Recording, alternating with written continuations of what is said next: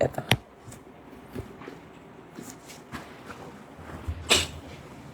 Yan, magandang araw mga ka-hombre ko, no? Grabe to. This was a very tough day, no? Sa Facebook to, boy. This was a very tough day for me. Dami kong ginawa ngayong araw na to. My goodness, man. Ay, nako, nakakapagod to ang araw na ito. Pucha. Anyway, ako nandito lang today, no? Tatanggal lang ako ng muta-muta ko. Yan, magandang araw ho. Yan. Ganito yan mga ka-hombre ko, no? Meron akong special na mensahe sa CIDG ng Laguna, no? Ito CIDG Laguna, makinig kayo sa akin, ha? Ako sa totoo lang, actually, kailangan ko pa ba kayo respeto? Sige, sa bagay, kailangan naman respeto, no? Ito ho, para sa mga may sa mataas, no, na sa may mataas na katungkulan sa CIDG sa Laguna, ano po, magandang araw sa inyo. Pero sige lang, hintayin ko muna, ano na ba, ilan ang views dyan sa'yo? 388 dito, yan. Sige, mga 1,000 views, yan. Para at least isang bagsakan na lang tayo. Tapos mamaya rin, mga ka-hombre ko, may content ako, no? Sa YT ko, 7 PM as usual, yan. Ingat din kayo sa mga nagko-comment dito. Ingat, sige. Meron lang akong konting kwento sa inyo, mga ka-hombre ko. Mabilis lang to. Hindi ko pa siya masyadong pwede na na ibitaw lahat kasi hindi pwede. Boy, sara mo nga yung mga bintana mo. Yan, sayang naman ang aircon. Sige. Ay, wala. Hindi ata to aabot sa 1,000. Ang hina ako sa Facebook. Ang hina ako masyado sa Facebook. Sige, okay lang. It's okay. Or baka uwian na mga tao, no? Pero sige, it doesn't matter. Tuloy ko na to, mga ka-hombre ko, no? So, ito, mensahe ko para sa mga kataas-taasan, no? Sa CIDG Laguna. Kanina ho, hindi ko masabi kung anong oras, pero pumunta kayo sa bahay ko, sa San Pablo. Anyway, everybody knows kung saan naman ako nakatira, San Pablo, di ba? Kaso lang, nung mga panahon na yon, hindi na kasi ako doon naka-reside, di ba? Doon naman ako doon pa rin ako, bahay ko rin, mga bahay ko naman yun, pero hindi ako dyan naka-reside. Now, to tell you the truth, mga ka-hombre ko, no, na-shock din ako. Hindi ko siya pwede masyadong kasi surprise to sa inyo, mga ka-hombre ko, kung kung bakit, ganito. Kaya may usapan na kami. Pero definitely, mga ka-hombre ko, hindi huto kay Norman Mahusin, for your information. Baka naisip kasi boy ng mga tao, ito warrant galing kay Norman. Hindi ho, mga ka-hombre ko. So hindi siya galing kay Norman Mangusin. Galing siya sa iba pang influencer, mga ka-hombre ko, ibang tao, di ba? Now, malalaman nyo naman lahat yan very soon kung ano yung storya na yon, kung bakit nangyari yon, and all that. Ngayon, mga ka-hombre ko, nakakatawa to, no? Actually, ito yung nangyari. Ito talaga yung totally na nangyari ngayon. Dumating si CIDG, ang pogi niya, actually, nasa siya pinost ko siya, gwapo, sobrang astig talaga, Nakangiti siya, he was having fun, I think. Without even thinking, may dala siyang bench warrant, mga ka-hombre ko, nakasulat, pangalan ko, okay yan. Nakasulat pangalan ko, Mark Jason, blah blah blah, okay yan, aka MG, sa kasong cyber libel. Keso, kailangan ko daw magbayad ng 48,000 pesos. 48,000 pesos kasi nga, dahil dito sa bench warrant ko. Ako nag-isip. Sabi ng nanay ko sa akin, oy, meron kang warrant of arrest. Bench warrant. Di naman alam ng nanay ko, ano ibig sabihin, bench warrant of arrest, it's the same. So, na yung nanay ko, syempre, first time siguro, second time niya na itong nangyari. Pero syempre, this time was crazier. So, yan, nangyari. So, bench warrant, yan. So, yan. May halong takot na yung nanay ko, no? So, yan. Ngayon, syempre, tumawag naman ako sa abogado ko to clear things up. So, naklaro naman mga kahombre ko. Sabi ko, puta, ano tong kasong to? Sabi ko, hindi kaya kay Norman to? Baka to sa, sa Isabela o kung saan niya. Sabi niya, ang kwento niya, kinasuhan niya ako kung saan. Baka iniba-iba yung address ko, di ba? I don't know. Nilagay niya na San Pablo, di ba? Alam niyo naman, iniiba niya yung address ko. Puta na, sabi ko, ano to? Saan tong kaso na to? Ngayon, nabalitaan ko mga kahombre, hindi ko pa pwedeng isabihin sa inyo yung city kasi darating tayo dyan. Very soon, konti na lang mga kahombre ko, darating tayo dyan. Ayun nga lang, nung sinabi nung tao namin na, oy, ganito, dito daw, ito daw yung warrant mo. Dated 2025, mga kahombre ko. 2025. So ngayon, mga kahombre ko, yung bench warrant ho ay nung 2025 pa. So, ngayon, maiisip mo, mga kahombre ko na, uy, 2025. Ba't ka bumalik dito, bossing? CIDG Laguna. Ba't ka bumalik dito? 2025? 2025? Hindi kayo nag-research? Eto, seryoso Hindi mo chinek? Hindi ka nag-check? Hindi ka nag-check ng online warrant kung may warrant of arrest talaga ako? Hindi ka nag-check? Naku! Nari-risk ang trabaho mo dyan, bossing. Nari-risk ang trabaho mo dyan. Alam mo yon, yung mga, alam mo, hindi kayo pwede mambuli o kung anong naiisip nyo lang. Naisipan, eto, may bench warrant na. Hindi mo man lang dinouble check. Nakasulat 2025, 2026 na kalahati na ng taon ngayon. Di mo ba naisip na baka mamaya dismiss na pala tong kaso na to? Mapapahama ka tuloy. Yan ang sinasabi ko. Alam nyo mga kahombre ko, to tell you the truth, pangalawang beses ito nangyari. Okay lang naman. Sa akin, wala naman yan Alam nyo mga kahombre ko, it's okay. Para sa akin, nangyari na to. First, wala ka pa ata nun, di ba? Nangyari na to. Hindi, wala akong sinabi. Okay lang. Shit happens. Pero mga kahombre ko, pangalawa. Now, sa pangalawa, ay hindi. Somebody must pay. Somebody must pay. Okay? Dapat, kayong mga CIDG, pupunta kayo, tama ang papel nyo. Actually, ayan yung mali ni Norman Alam mo yon? Ayan yung mali na abogado ni Norman. Di ba? Naalala nyo yon yung warrant of arrest siya, di ba? Na-warrant siya. Anong sinabi ng abogado niya? Sumama ka na lang. Di ba? Mali yon. Ibig sabihin, wala kang utak. O hindi ka nag-iisip, di ba? Pag may warrant, una sa lahat, kalma ka lang. Pangalawa, basahin mo. Kasi hindi ka naman siguro bobo, hindi ka marunong bumasa, di ba? Basahin mo ano yung kinaso. Karapatan mo yan, di ba? Tawag ka sa abogado mo, ito po yung ikinaso sa branch ganito, ganyan. Klaro. Dito, 2025. Alam nyo ba na yung dalawa kong kaso na yan? Well, isang kaso lang yung sinabi niya, pero dalawa yan, sa totoo lang. Dismiss na ho yan. At ayan yung problema mo ngayon, boss CIDG ng Laguna. Kasi bukas, hindi ko na pwede sabihin yan.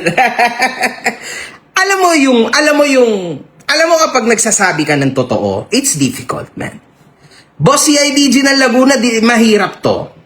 Dapat, pag gagalaw ka, alam mo, dapat totoo. Okay lang man, tatanggapin ko yan. Bakit hindi, man? Di extra legendary na post, di ba? Meron kang, tawag doon, mugshot, legendary mugshot, di ba? Wala problema doon, man. Alam mo, sinabi ko naman to, it's okay, shit will happen. Anytime. Siyempre, influencer, ano ba content ko? Commentary. Definitely, easy. Kaya nga kung may mga abogado, kasi easy ako sa cyber libel. Klaro yan. Pero, ang problema, kapag okay lang pag tama si IDG, tama police, sasama ka, siyempre. Anong gagawin mo, di ba? Pero pag mali, hindi po pwede yun. At ito, mga kahombre ko, hindi ko ito palalagpasin. Ito si IDG Laguna, hindi ko ito palalagpasin. Lalo na nasa tama ako. Hawak ko mga papel, di ba? Dismissed yung mga kaso na yon, yari kayo ngayon. Now, na-hospital ho ang aking ina. Nakakaawa naman. Yon. 72 years old ang aking ina. Siyempre, natakot and all that. Naku! Mahihirapan kayo dito. Di ba? Magpapalabas kayo ng mga tao ninyo. Papalabas sila ng mga tao nila. Hawak nila yung papel. Without even checking if this is real. Totoo ba to?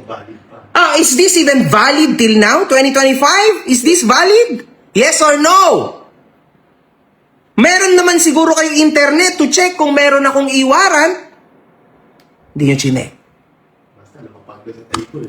Nilapag mo, ito putay lang to dito, San Pablo, banata natin to. Ito, boss, hindi nyo alam kung totoo pa ba yan. Hindi ho mangyayari yan. Anyway, inuulit ko hindi ito galing kay Norman Mangusin, mga kahombre ko, hindi. Last year pa ho ito. Ayan ang sinasabi ko. Alam nyo mga kahombre ko, sa totoo lang, nalulungkot ako, no? Sobra. Kaya pala ang daming galit na tao, no? Mga Pilipino, nawawala ng gana sa mga kapulisan. Because of this. Imagine ninyo, mga kahombre ko, imagine ninyo to. Mangyari to sa mga normal na tao. Yan yung maganda nasa example di ba? Which nangyayari to? Nangyayari sa normal na tao, mababang tao lang. Walang pera, walang kahit ano, walang pang abogado. Alam mo gagawin nun? Sige po, sasama na lang ako. Kulong. Walang pang bail, wala kahit ano. Pagkatapos nun, after a week, boss, absuelto ka na pala, mali kami nang nahuli. Kasi ako okay lang May legal team, may abogado, kaya naman, di ba? May kakayanan. Paano yung mga normal na Pilipino? Kaya pala, alam niyo mga kahombre ko, minsan kinontent ko yan sabi ko, yung mga nakakulong, regarding sa mga nakakulong na tao, sabi ko, lahat ng mga yan, masasamang tao. Actually, nagulat ako dahil nabash ako dun Akala ko kasi yun nabash ako talaga todo. Ina mo, hindi lahat na nakakulong masama. See? Kita mo na. Now, that's the big lesson. That's the lesson that I learned today. That's the lesson I really learned today. Kaya sa totoo lang, pagka naghihimay ako ng argumento, I'm thinking twice, 3 times nowadays. Kasi nakakatakot na baka bumalik sa akin And actually, tulad yan. Diba? Dati, sinabi ko yan, lahat ng nakakulong, masama, syempre, nakulong ka. Pero paano na to? Kunwari, di ba? Dismiss. Paano kung hindi mo kayang ipaglaban ang sarili mo? That's the question. Paano kung wala kang pera? Yun ang tanong Kasi paano ka kukuha ng abogado para mag-save sa'yo? Yun Think about it, man. Ikaw, Mingan. Think about it, man. Seryoso. Wag na ako May kakayanan naman ako Kaya ko naman sarili ko paano kung ikaw? I mean, ganyan. Meron kang, bench warrant. Pero okay ka na. Tulad ko, di ba? Okay naman di ba? Okay na. Hindi ko palang pwede ilabas kasi may usapan kaming dalawa maglalabas Pero, ikaw, ganyan. Di ba? Paano? Wala kang kakayanan mag-bail. Nakapag-bail ka na nun. Kaso, makukulong ka muna ngayon. Makukulong ka muna ngayong gabi na to. Ngayong araw to, nakakulong ka muna. Kahit alam mo na tama ka. Tama ka niyan. Obviously, you're right. Kasi alam mo, di ba? Ito yung papel, but they won't believe you. They will still put you in jail. They won't believe you. Tapos, syempre, wala kang pang-abogado. Kunwari, naubos mo na yung pang-abogado mo all this time. Paano? Naubos mo yung pang-abogado mo.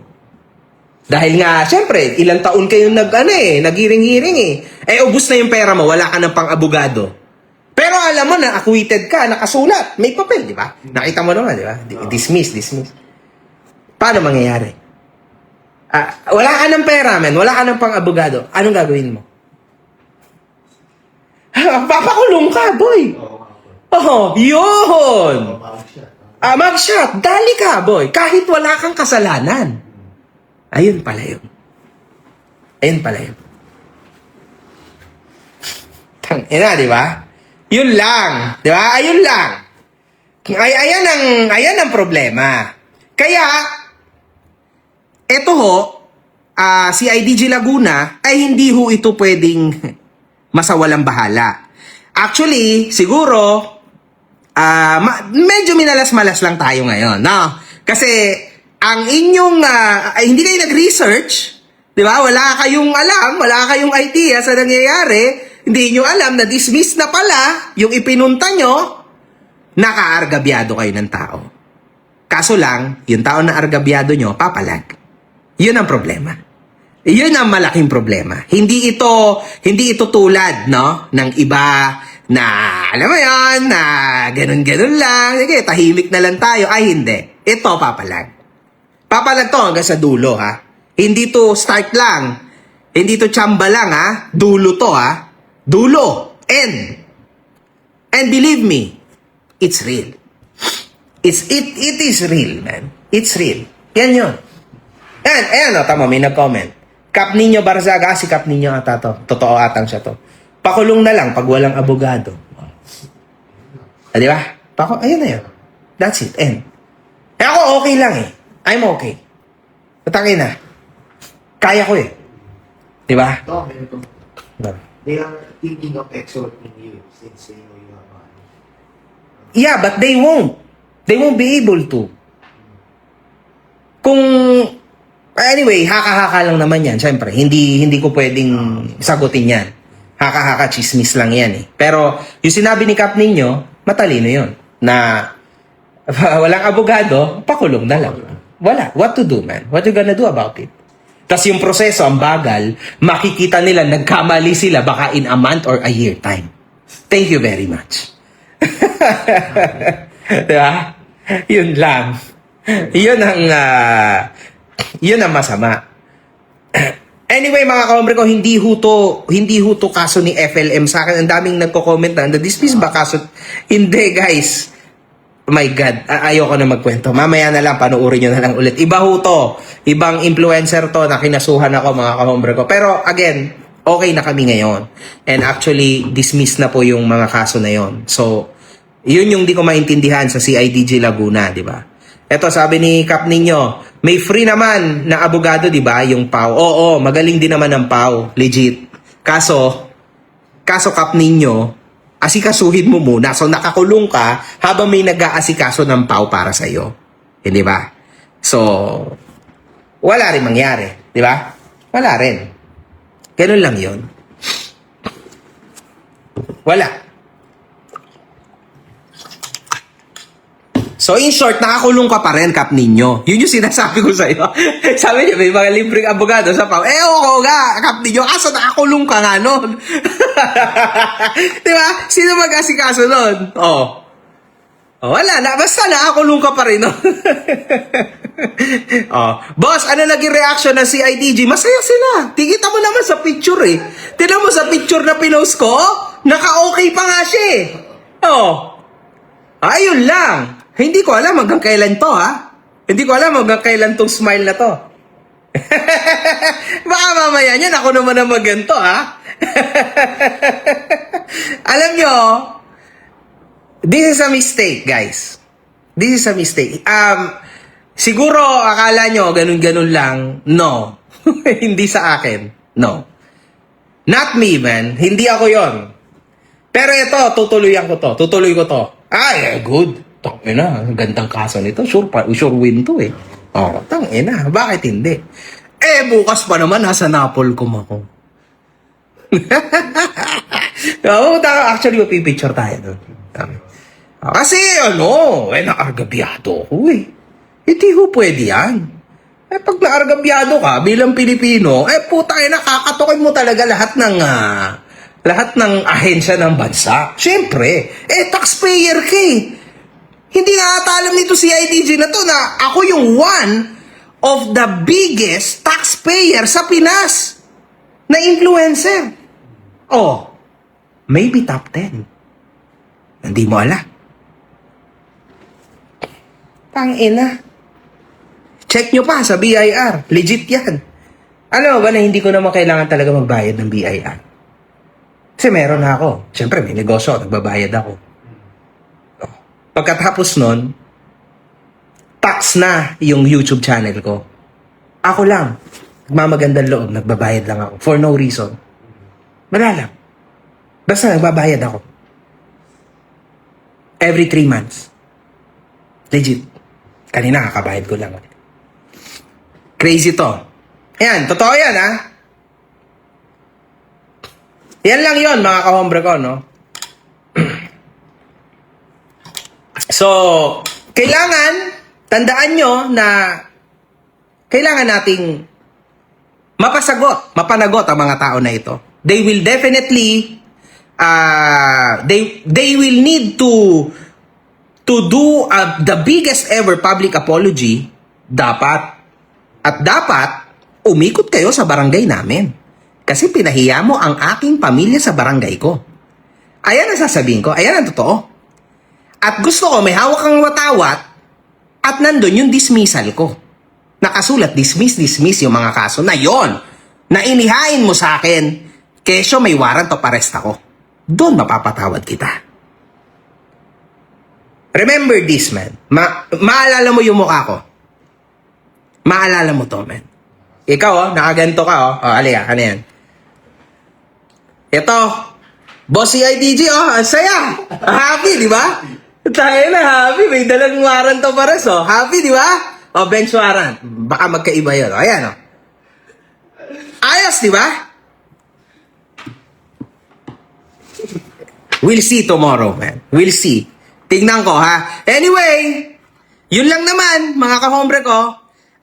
Sa ngayon, hanggang dyan lang ako. Hanggang dito lang muna ako. May content din naman ako in a bit in around 7 p.m. At around 7 p.m. So, yun. Bukas nasa again, nasa Napolcom ako bukas kasi talagang kailangan. 17:57. Hindi ko ito pwedeng, no chance. Sorry. At hindi na rin okay na kung sino man lalapit sa Actually, may mga nagme-message na sa akin. Hindi. Sorry, no. Hindi ako magpapaareglo, hindi ho yun. Hindi ako pang ganon, okay? No chance. Hindi ako magpapaareglo, okay? Nung pinost ko yan, 600,000 views na kasi yan sa Facebook. Sigurado nakarating na sa kanila. May mga nagpaparamdam na sa akin. Ayoko nang sabihin ko sino, no? Oo. So, nakarating sa kanila, good luck, man. Sabi ko sa iyo, sana, naging lesson to sa akin. Pero sana maging lesson sa inyo. Hindi ho sa lahat ng pagkakataon, lagi kayong panalo. Walang ganon. May mga tao rin talaga na pupukpuk talaga. Papalag talaga. Alam mo yun, papalag hanggang dulo. Promise, man. Hindi nyo pa siguro ako masyadong kilala. Anyway, one love, good fucking vibes. See you guys. Good night. At agad ko po chinat etong si Makagago nung nakita ko itong live niya sa FB. At sabi ko nga, paano na lang, kung magbubuti lang siya, di kulong siya. Alam niyo po, marami kong nakikitang ganito. Sa totoo lang, hindi lang ito yung unang pagkakataon. Yun nga lang, sakto na kay MG ito nangyari. Kaya nga po, mabibigyan tayo ng kalinawan ngayon kung bakit nangyayari yung mga ganitong bagay na dapat naman hindi po talaga nangyayari. 'Di ba? Kasi kung dismiss naman na nga yung kaso, paano nila na-i-implement yung bench warrant? Hindi nila nalalaman na dismiss na yung kaso. 'Di ba? Dapat meron ng sistema na pag na-dismiss yung kaso, dapat wala na doon sa mga active na warrant of arrest ang pangalan ng isang tao o itong kaso na kinabibilangan nito.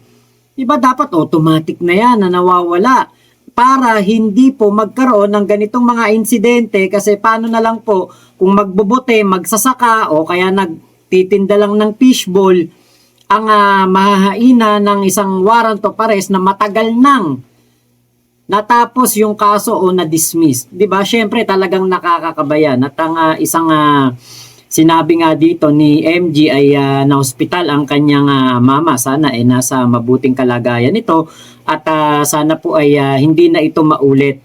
Mahal naming Sir Ralph Kalimisa ng Napolcom, naku, sana po mabigyan ng kalinawan ang mga ganitong pangyayari. At siguro alam nyo, una nangyari kay Makagago, nakakalaban niya si Kulaong. Nakita natin kung paano po naging susi itong si MG para ang isang scammer na si Kulaong ay mapatahimik at mawala po dito sa SOCMED at mahinto ang pambubudol. Ngayon, another one case na naman ng isang napaka-unfortunate na pangyayari dahil nga matagal nang dismiss yung kaso, nahainan pa rin ng warrant si Makagago at doon pa sa bahay ng kanyang magulang. Paano na lang kung merong nangyaring hindi maganda dito sa magulang ni Makagago, di ba? Naku po. Talagang ewan ko lang kung ano ang mangyari talaga at kung sino ang dapat magbayad dito sa pagkukulang na ito. Sana maayos to kasi nakakadismaya po dahil hindi lang po pala sa mga mahihirap to nangyayari. Nangyayari din ito sa mga kilalang tao, sa may pera, 'di ba? Parang mapapaisip ka, paano na lang tayong mga mahihirap kung sa atin nangyari 'to? Di kawawa tayo. Abangan po natin ang update dito sa pangyayari na ito. Salamat po at ingat po kayo. Kay Boss MG, ingat ka at more power sa iyo at God bless you. At salamat naman at walang nangyari na masama at ikaw ay ligtas at ang iyong mami ay ligtas sa kahit anumang kapahamakan. So, yun lamang po. Bye-bye. Salamat po mga kahombre.